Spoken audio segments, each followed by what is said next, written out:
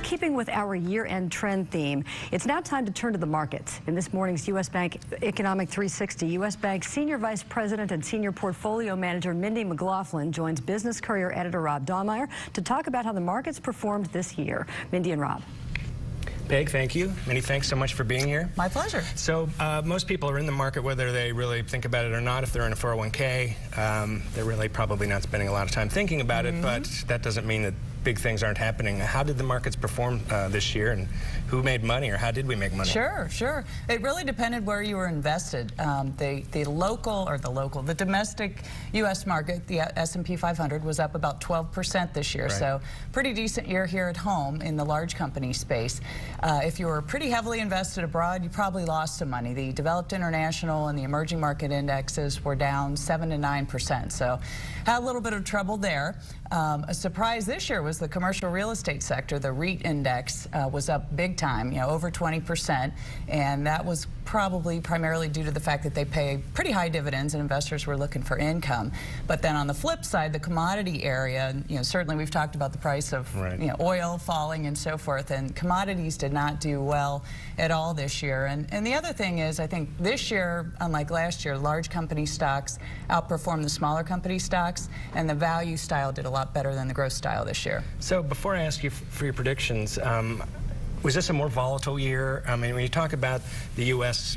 Stock market being up 7%, you're not talking about international being flat. It's way down. And you talk about the good sectors being way up. And was 14 more volatile than normal, or is this just what it is now? Well, it was kind of a different year. I mean, you think about the beginning of this year, we had such a bad winter, and after the first quarter, it became clear that across the globe, growth had really come to a screeching halt. And so initially what we saw was not a whole lot of companies were putting up pretty big numbers, and interest rates fell, and we'll talk about that in a minute. But I think one of the big surprises was the utility sector, which is usually a pretty boring sector, was one of the best performing sectors this year. So that was a little bit different. And I think, again, that's primarily due to the fact that interest rates had fallen and investors were looking for income.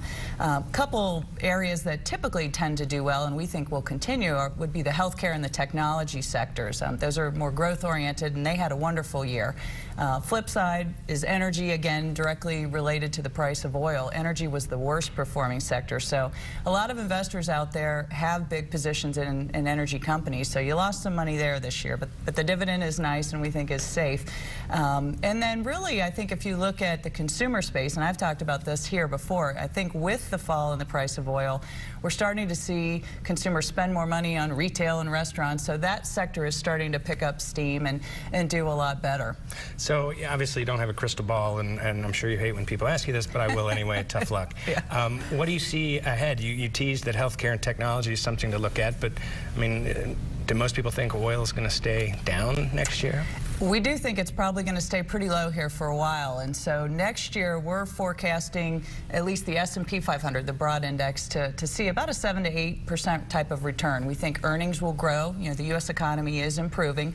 We think the U.S. is going to be the better market again, and like the large company stocks. So, I think that energy commodity complex will kind of be taking a breather here for a little while, but it's really going to be important, I think, to focus on companies that have nice dividends. I think the dividend's going to matter more next year, and certainly companies that grow their dividends. And really at the end of the day, it's going to be the kind of a market we think where you want to buy on the dips. When there's a pullback, that's when you want to go in, and it's probably going to be a little more muted next year, but hopefully positive. One more question for you.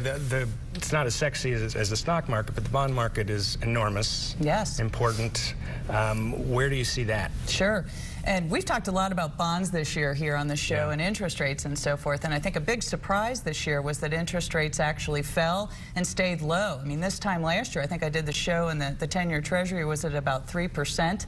It's at 2.2. Wow. So long-term bonds, I think, did well this year, but probably won't do as well next year as interest rates rise. So really, at the end of the day, I think you need to know what you own, rebalance, and over the long term, the market will reward you. Good. Well, hey, Mindy, thanks so much for that intelligence, and Happy New Year. Same to you. Thanks. Back to you, Peg.